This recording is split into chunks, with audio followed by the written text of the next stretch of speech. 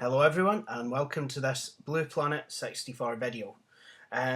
Don't worry, that message sound was me. I've got a Facebook chat in the background. Anyway, as some of you know, I had to close down my Blue Planet 64 account due to problems that are still going on with trolls. However, some of these trolls have seen fit to try and pretend to be me. Now, I find this quite uncool. You know, I don't know why they think it's perfectly okay to steal my identity, because it isn't. It's actually illegal, and I will, of course, be mounting a legal challenge should it not stop. So, yeah, okay. What they have done, though, is, because unfortunately, due to me closing down my account, I did it in a hurry, I lost a lot of my old videos. Now, these trolls have seen fit to re-upload them in an attempt to pretend to be me, which is quite interesting. So, what does that mean? That basically means that 3 videos from my old account will be coming to this one. The one that I'm away to show you now is a video I did in October, October 2011, on why use old, it was basically a talk about why should I use old computers. And the next 2 will be, in no particular order, Asperger Syndrome and me, and the video that I did on sex and sexuality. So I do believe I'll keep the Blue Planet logo and everything on those 2, because it'll probably be too much. It'll take too much time to actually, kind of change those so that they're actually in this format.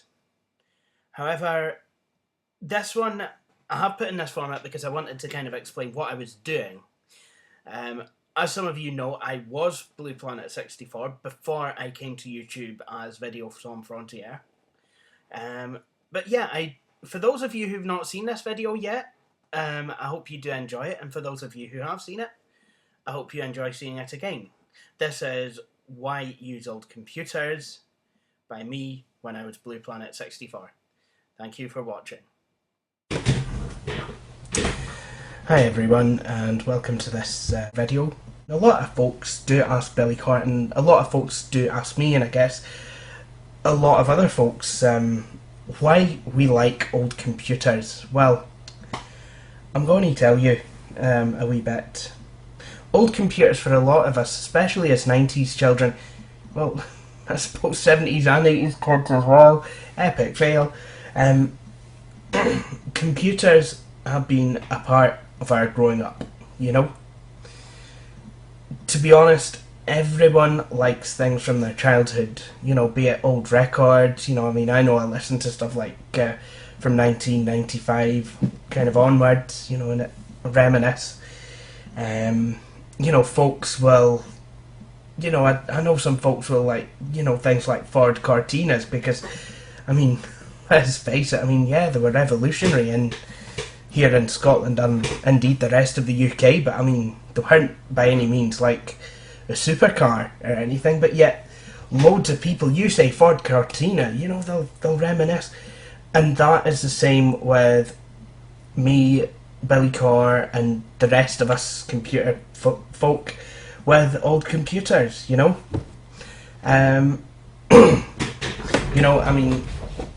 example, the game from back when, and like this is my copy of Microsoft the best of Microsoft Entertainment Pack. Now this has got some fantastically addictive games on it, you know. Got this through Amazon back in the summer, and if you bear with me, I'll kind of open it up. It's still got all the original bump in here. Look at this. You've got installation instructions. This was never meant to be an unboxing video, but I'm going to do this anyway. Look, came on a single 3.5-inch floppy disk.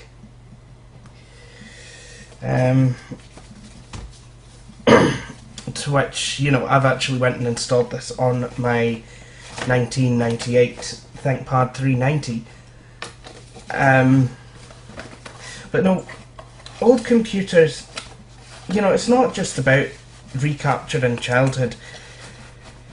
For a lot of people, it's about playing old games. You know, you ever tried playing an old game that relies on the CPU clock on a newer machine? It's just not gonna work, you know? You try playing something like Rayman under Virtual PC on my iMac 3.2 GHz, it's gonna end in tears. Rayman's mainly because you'll die, you'll fall into the river because everything just moves so fast. Yes, you could use DOSBox, and yes, it might be good because you'll get it on a really nice screen or something, but to be honest, I personally just don't think it's the same. DOSBox just takes a lot of messing about. You know, when I was installing games on my ThinkPad that, you know, I mean, say like Wolfenstein 3D, you know, I never really played that on the original machines. I know one of my really good, you know, my best friend down in England, he actually had it installed on one of the school machines. But the teacher caught me playing it and wasn't too happy with me. To be honest, if the teacher knew how gruesome the game really was, I don't think he'd have been too happy with my friend down there either. But, you know, so I've only played it through Virtual PC, and playing it for the first time on my ThinkPad 390 was, well, it was just a completely different experience. The whole thing just runs a lot better, sounds a lot better, plays a lot better on a machine that is, well, more kind of the same age as the game, you know. Everybody likes retro games. You know, retro games are cool. So how is it that the retro machines used to play said games aren't?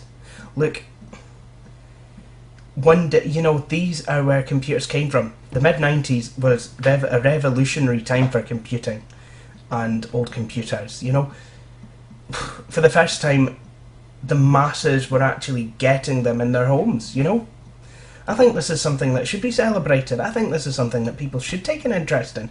Computers is a big part of daily life nowadays. So, yeah, you know, it's good to know where they came from. I mean, it's like in schools, you learn about the history of the roads. Yeah, it was a Scottish guy that invented those, by the way, tarmac roads as we know them. Mr. McAdam, brilliant. You know, you learn about all sorts of histories about certain things, you know, and one day kids are going to have to learn about where computers came from, and, you know, I think we should take an interest in it, you know. And going back to the Ford Cortina, I mean, no one ever said, oh, you're a geek because you like to collect old cars and that. Quite the contrary. It's cool to have garages full of old cars. Okay, computers aren't and never will be as glamorous as old cars, but, you know, for folk like me, it's, you know, we enjoy these things. Another question that you might be thinking is, well, Jay, why do you run an old computer? Well, yeah, okay, I run my 98 ThinkPad, I'm awaiting, you know, my Packard Bell should be with me anytime soon, my 406 CD Legend, running Windows 95. But I do run a modern computer. I run an Apple Mac, actually, running macOS 10.7. Now, I use that for my main, you know, my main computer activities, but when I want to play in an old game that just will not play, then you know, obviously I'll go like use one of the older machines, you know, like the ThinkPad or the Packard Bell, you know, depending on what it is. There's some old games that won't even run in Virtual PC, DOSBox, VMware, anything like that, you know. And for those games, well, you're just going to need the real thing, you know. I'm not willing to let those games die. I don't see that I should be willing either, you know. You played modern games. I mean, yeah, don't get me wrong, they're brilliant, you know, sparkling high definition 3D super duper surround technology networking game and all the rest of it, but I don't know. Yes, they're good, and there's a time and a place for them. What about a game that you just want to pick up, play maybe for 10 minutes, half an hour, and then put down? Properly addictive games, you know? What about those games? Those going to have to go by the wayside. More colourful games, games that aren't just a sea of grey. You know, and it's not just about the games either. You know, some people are probably running old operating systems because they have bespoke software. Did you know that Windows 3.1 was in use by, I do believe it was Virgin Airlines, right up until, well, I believe they may be still using it. But did you realise that Microsoft was still selling it until December 2008? Now there's something for you to think about.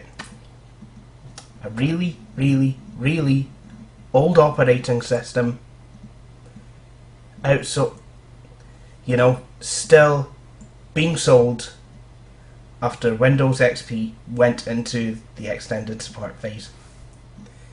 Now there's something for you to think about. Anyway, I'm away to sign off now.